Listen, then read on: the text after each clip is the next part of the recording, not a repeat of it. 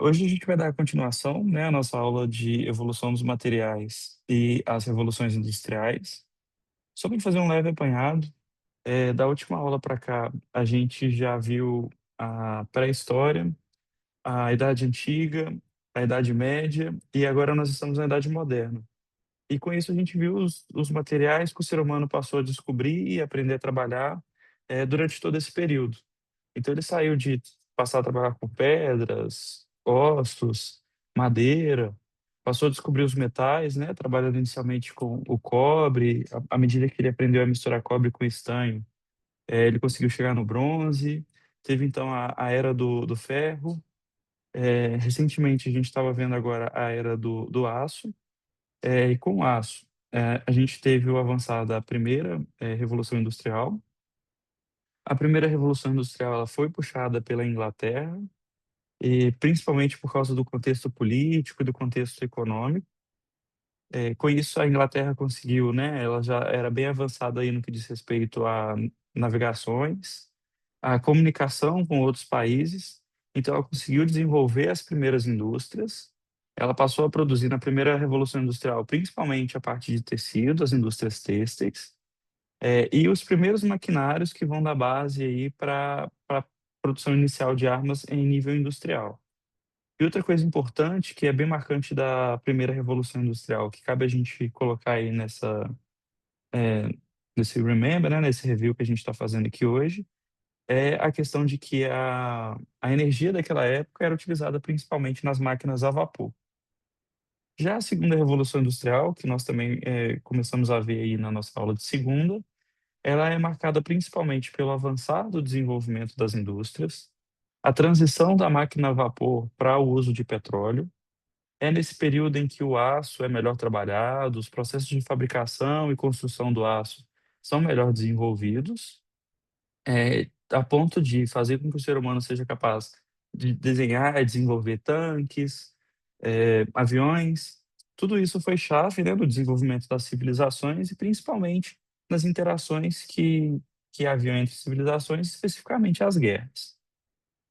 E em função disso, já entrando na aula de hoje, com a ideia de colonialismo, o avançar das potências europeias, acabou se desenrolando a Primeira Guerra Mundial. E aqui o que eu gostaria de chamar a atenção na nossa aula, foram as armas que foram utilizadas na Primeira Guerra Mundial, principalmente para a gente fazer um paralelo e uma comparação com o que a gente tinha de tecnologia na época versus as armas que vão ser, utilizadas na próxima Grande Guerra, que é a Segunda Guerra Mundial. Então a Primeira Guerra Mundial, ele foi o primeiro grande conflito que, envolveu, assim, o multilateralismo, né, envolveu diversos países, e teve também um desenvolvimento massivo aí de tecnologias. A gente já tinha as indústrias bem desenvolvidas, a gente já tinha os exércitos bem preparados, né, o alistamento obrigatório na maioria dos países. Então aqui a gente destaca como as principais inovações que, foram desenvolvidas para a Primeira Guerra Mundial. O desenvolvimento de metralhadoras, né, na última aula a gente mostrou a metralhadora Maxim. Esse desenvolvimento ele foi chave para aumentar o poder de fogo, aumentar a cadência das armas que estavam disponíveis para os exércitos, então era possível atirar muito mais balas num espaço de tempo menor. Houve o desenvolvimento dos gases químicos, então armas químicas como o gás mostarda, o gás cloro foram utilizados em larga escala durante a Primeira Guerra Mundial, e isso foi responsável por grandes genocídios e várias baixas simultâneas. A Primeira Guerra Mundial também é marcada por ser a primeira guerra que tem a participação de tanques. Esses tanques, eles foram capazes de quebrar trincheiras, quebrar muralhas, quebrar fortalezas, e mudaram muito a forma como os exércitos combatiam em terra.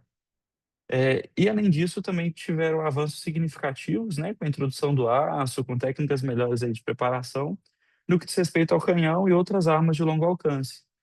Porque elas também, levavam a um impacto massivo, um impacto, de vários soldados, e aí causavam grandes baixas, nos exércitos inimigos. A grande diferença é que os canhões da Primeira Guerra Mundial, versus aqueles que a gente viu que tinham sido desenvolvidos lá na Idade Média, eles passaram por técnicas de fabricação melhores, e o risco de ruptura era menor. Então, assim, era um canhão que ele não ia falhar como os de antigamente falhavam, justamente porque os materiais eles evoluíram e então a gente passou a trabalhar com materiais de melhor qualidade. A gente passou a ter gestão de qualidade, gestão eh, do que estava sendo utilizado mesmo nas indústrias.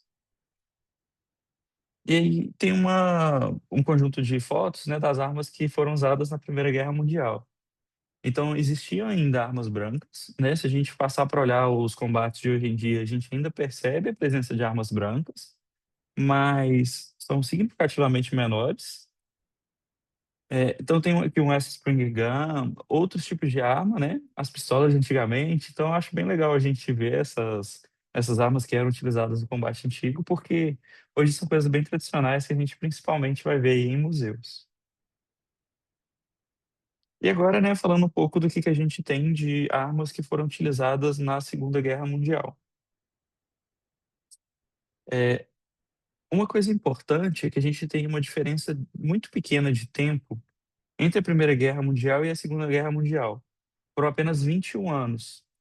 E exatamente nesses 21 anos, a gente percebe que são aí 2 décadas, mas a gente teve um avanço significativo no que diz respeito de, né, conhecimento de materiais, conhecimento de tecnologias, justamente por causa do que a gente conversou na segunda, que era a indústria da guerra.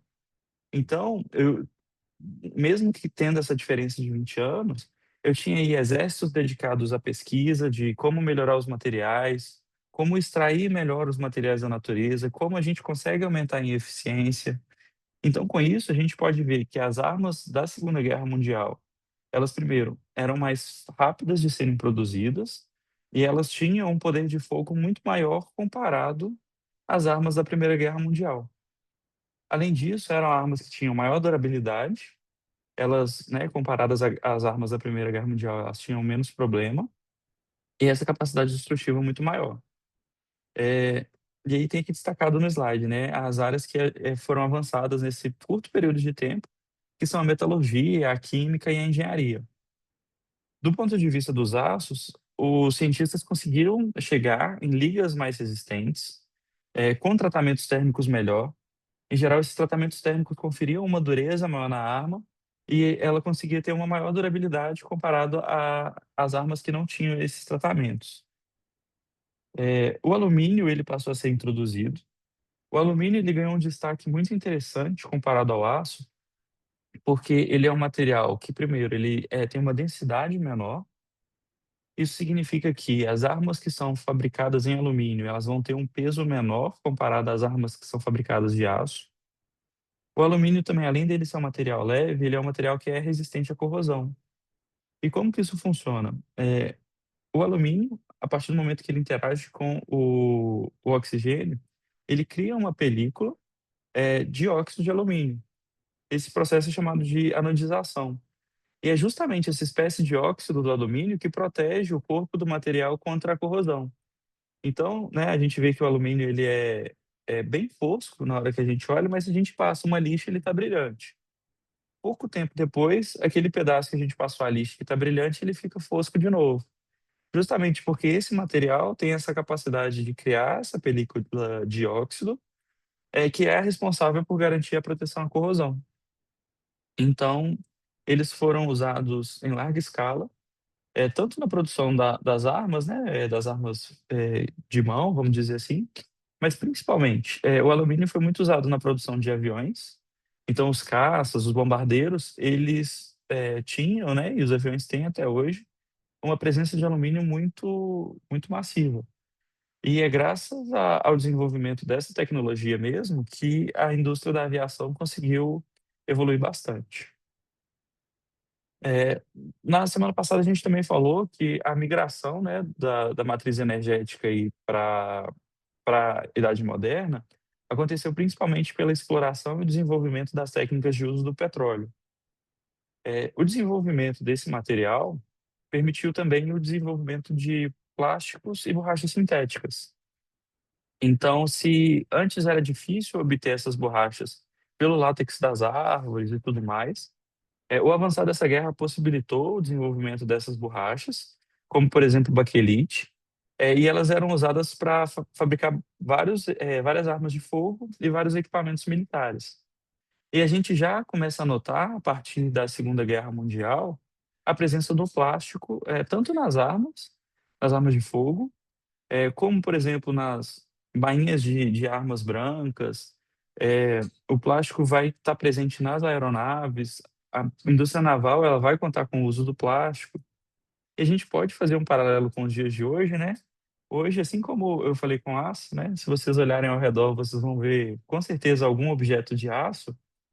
É, eu tenho certeza também que se vocês olharem ao redor, vocês vão provavelmente ver muito mais objetos de plástico do que objetos de aço. Então, o plástico foi um material que veio a partir dessa evolução dos materiais e veio para ficar. Ele, além dessa, característica, né, de ser produzida pelo petróleo, ele é muito leve, ele é resistente à oxidação e ele tem uma boa interação química com outros materiais. Então, graças a esse conjunto, a gente pode usar eles em várias aplicações, além de que ele é reciclável. Então, a grande maioria dos plásticos, a gente consegue depois reutilizar eles de alguma forma.